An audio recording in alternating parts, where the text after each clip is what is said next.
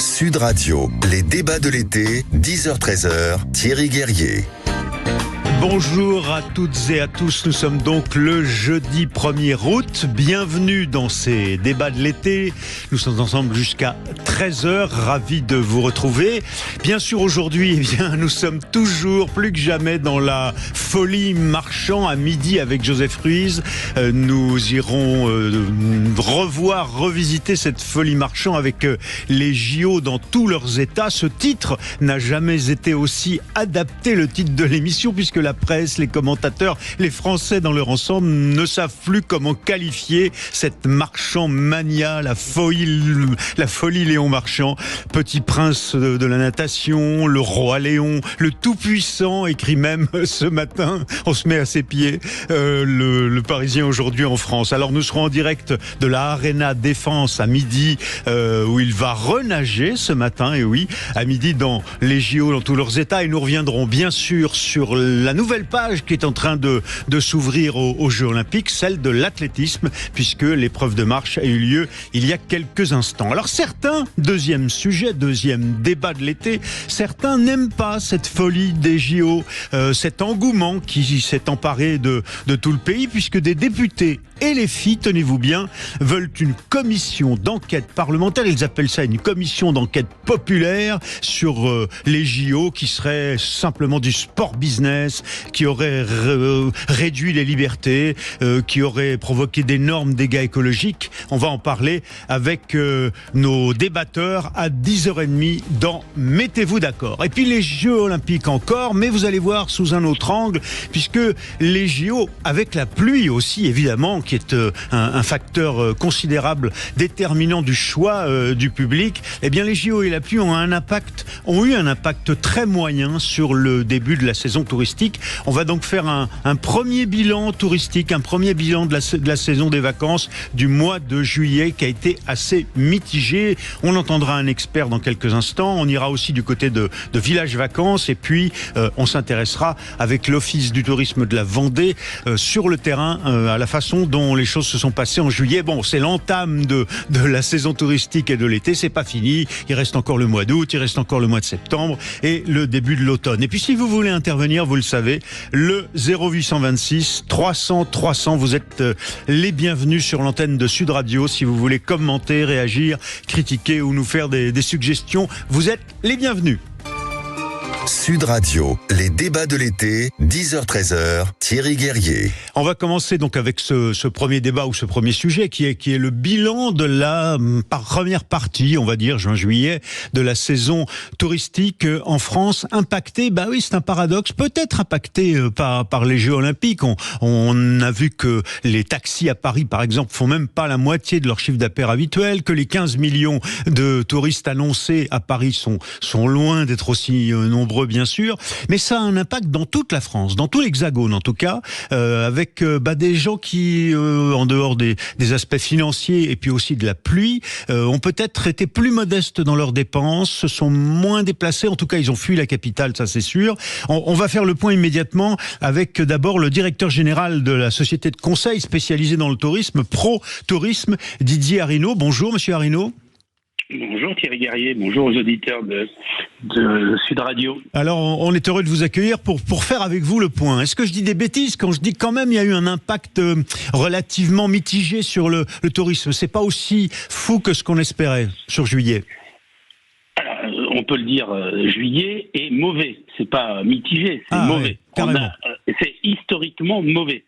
On n'a jamais eu de telles baisses sur certains territoires, avec dans certaines stations, pour certains opérateurs, des baisses à 2 chiffres. C'est le cas sur la quasi-totalité de la façade atlantique, avec des chutes considérables en Normandie, en Bretagne, sur le littoral centre-atlantique, du côté de la Vendée, des Pays de la Loire, et même certaines destinations qui habituellement résistent, comme le Pays Basque, comme le bassin d'Arcachon, ont été très impactées. Il y a une seule destination qui s'en sort bien, c'est la Côte d'Azur, du fait du retour des clientèles étrangères. Ah oui. Et donc ce sont les Européens, les Américains, les Asiatiques, qui qui sauve la saison sur la Côte d'Azur. Mais seulement sur la Côte d'Azur. Mais alors Didier Arrino, sur la Côte d'Azur. Mais c'est quoi? C'est des chiffres? C'est 10, c'est 20, c'est 15, c'est en moins pourcent?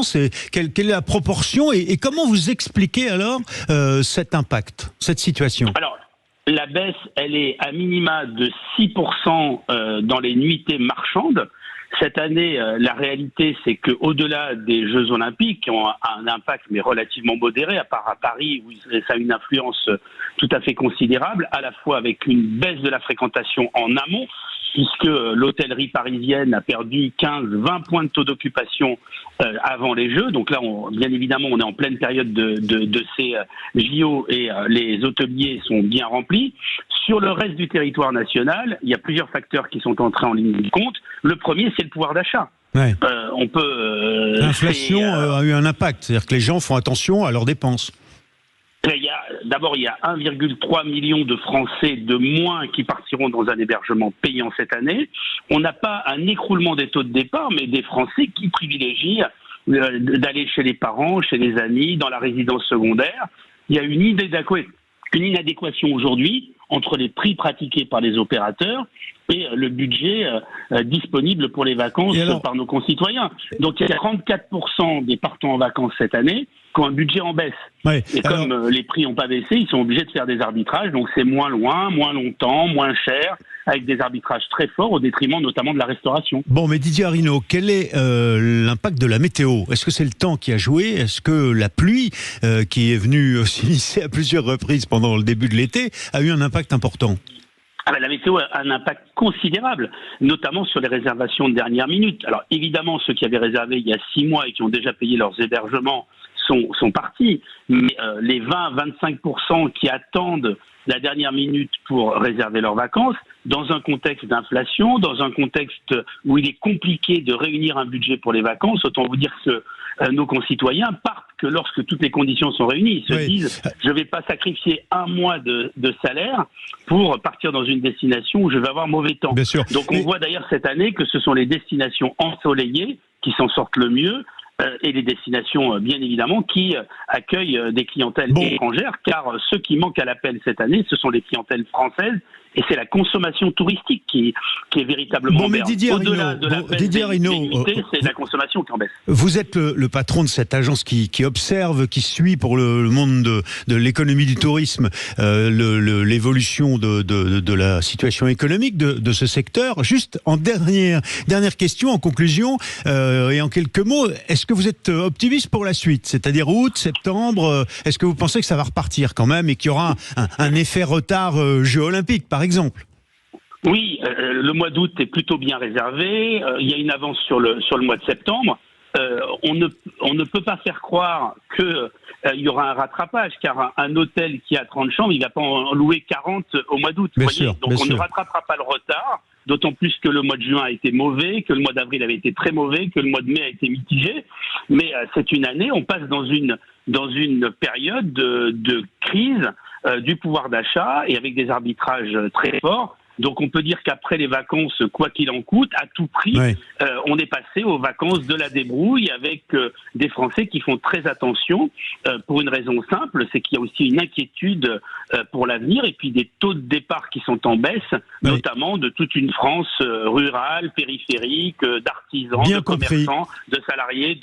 Et donc les acteurs du tourisme devront s'adapter à cette nouvelle donne car ça va durer. On va aller voir ça tout de suite. Merci Didier Arrino, directeur général de la Société de conseil ProTourisme. On va tout de suite filer d'abord chez Vacances Lagrange, spécialiste de la location de résidences de tourisme, de villages vacances. Avec vous, Pierre-Olivier Toumieux, vous êtes président du groupe Lagrange. Comment s'est passé ce début de saison? Est-ce que c'est bon, moyen? Vous aussi, vous avez ressenti cet impact?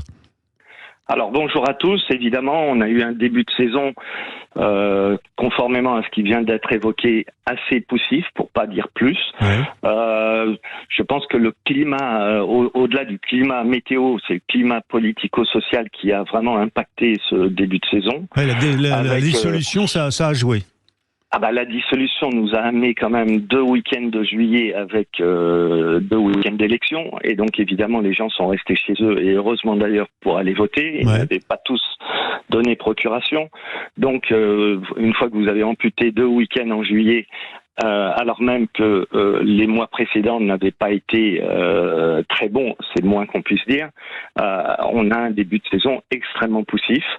Et puis après, on a cet effet JO où les Français, ils ont évidemment pris leurs vacances, souvent forcés par leurs entreprises d'ailleurs, qui étaient soit en télétravail pendant les JO, mais la plupart des Français ont pris leurs vacances ou prennent leurs vacances pendant les JO et pendant le mois d'août. Et évidemment, comme on vient de le voir, on peut pas vendre 60 chambres quand on en a que 40. Mais alors, Monsieur Thaumieux, qu'est-ce que vous mettez en œuvre aujourd'hui pour essayer de séduire et remplir, au moins vous garantir un remplissage complet de vos chambres, de vos maisons, de vos villages vacances jusqu'à la fin de la saison, c'est-à-dire octobre? Voilà, tout à fait. Alors, il nous reste quand même, contrairement aux années précédentes, quelques opportunités sur le mois de septembre, qui usuellement se réservent très en amont. Oui. Là, aujourd'hui, on a quand même pas mal d'opportunités. On voit que des produits comme la montagne fonctionnent très bien, avec beaucoup d'activités maintenant en montagne. On a des taux d'occupation sur le mois d'août qui dépassent les 90%. Donc, moi, j'ai encore bon espoir d'améliorer encore ces chiffres-là. Et effectivement, on va jamais rattraper un retard conséquent qui est celui des mois de juin et donc vous nous dites qu'il reste des places il reste des places où, Pierre-Olivier Thaumieux, et ce qui est très prisé par les Français en ce moment, c'est quoi? Alors, je vous dis, la montagne est très prisée. Les sites de vacances, là, on va être dans de la réservation de dernière minute, où les Français, effectivement, regardent les effets météo, mais je crois que la météo, globalement, en France, sur les mois d'août et septembre, elle est usuellement très bonne. Okay. Et donc, que ce soit la Côte d'Azur, même la Bretagne fonctionne bien, et la Côte Atlantique également. Donc, je pense que les mois d'août et septembre seront très conformes à ce qu'on a vécu les années précédentes. Et donc, on a encore de bons espoirs. En ce qui concerne les JO, on sait bien, c'était le cas à Londres, c'était notamment le cas à Rio. C'est pas l'année des JO qui est bonne pour vous en termes de chiffre d'affaires. C'est le tourisme sur l'année suivante. Voilà. Alors, ce qui peut être décevant, c'est Paris, puisque Paris accueillait les JO et on pouvait s'attendre quand même à une nette augmentation sur Paris, au-delà de la France. Malheureusement, ça n'a pas été le cas, notamment dans les périodes avant le démarrage des JO. Mais pour le reste, l'effet positif des JO, l'image de la France qui est quand même très bonne. Je pense que nous, au niveau Lagrange Vacances, on a de très bons espoirs sur les années qui viennent, parce qu'on a donné une image de la France avec beaucoup de fraternité, beaucoup de festivités, avec beaucoup de diversité sur les différents sites, que ce soit Marseille, Paris, La Voile. Je pense que la France a beaucoup de régions attractives, et les JO sont un bon vecteur pour mettre tous ces avantages en valeur. Pierre-Olivier Thaumieux, vous êtes président du groupe Lagrange. Tant pis si je me fais accuser de faire de la pub, mais allez, profitons-en, puisque vous nous donnez des infos sur l'état du remplissage de vos villages vacances cet été. Il reste des places où, si demain, au pied levé, au mois d'août, je vais emmener ma famille quelque part, ou en France? En une phrase. Alors, au mois d'août, c'est compliqué, mais il restera, nous, on a 120 sites, et là, je peux vous dire qu'on en a... Mais donnez-moi un où il reste des places pour début septembre, alors, par exemple. Allons-y. Moi, début septembre, dans le Var, à Fayence, en Provence, avec les oliviers, voilà. Super, très merci. Région et très beau produit. Merci, voilà, Pierre-Olivier Thaumieux, qui nous conseille d'aller à Fayence, dans le Var. On va remonter vers l'ouest, la Vendée, avec Olivier Coutancet. Bonjour, monsieur Coutancet. Eh bien, bonjour. Vous êtes directeur du développement de la direction ingénierie tourisme de Vendée Expansion, on peut dire le super office du tourisme de la Vendée. Comment vous avez vécu ce début de développement de la Vendée? Oui, alors comment vous avez vécu ce début de saison touristique? Écoutez, je reprends et j'abonde suite aux propos des interlocuteurs précédents. Oui, il y a eu un décrochage. Combien à peu près? Quel pourcentage de baisse sur l'avenue en Vendée? Le chiffre, on est à peu près à 10%. Donc c'est un décrochage, mais on ne le mesure pas comme une catastrophe de notre côté. Et puis, je dirais, vous savez, on a le recul des vieilles troupes qui savent qu'une saison, ça s'analyse d'abord sur la durée d'une saison. Donc, oui, elle n'est pas finie. On est à la mi-saison là. Alors on est à la mi-saison, mais vous savez, les acteurs touristiques et les professionnels du tourisme, effectivement, depuis de très très nombreuses années, ont engagé des stratégies d'élargissement, notamment de ce qu'on appelle les ailes de saison. Donc effectivement, il faut avoir une vision plus globale. Il n'en demeure pas moins, effectivement, que sur juillet, on a ce chiffre autour de -10 qui s'affiche. Alors ça a été dit tout à l'heure, un retrait plus prononcé effectivement des clientèles françaises. En ce qui concerne les clientèles étrangères, on est plutôt autour de -5, -6. Donc c'est pas mauvais, c'est pas si catastrophique en effet, vous avez raison. Mais alors, Monsieur Coutancet, qu'est-ce que vous dites à ceux qui aujourd'hui se posent la même question? Est-ce que j'ai intérêt à partir en Vendée? Si j'hésite, quel temps fait-il en ce moment? Est-ce que c'est plutôt sympathique? Vous avez eu aussi votre période de canicule, et est-ce qu'il reste des places surtout? Alors, oui, il faut partir en Vendée, bien évidemment. Oui. Je vous le confirme. Le soleil est en train de se mettre au beau fixe. Et donc là, je pense qu'on est parti pour des semaines tout à fait exceptionnelles. Je reprends aussi les propos de tout à l'heure. Un retard qui s'est fait ne se rattrape pas, ça c'est vrai, ça ne se rattrape jamais.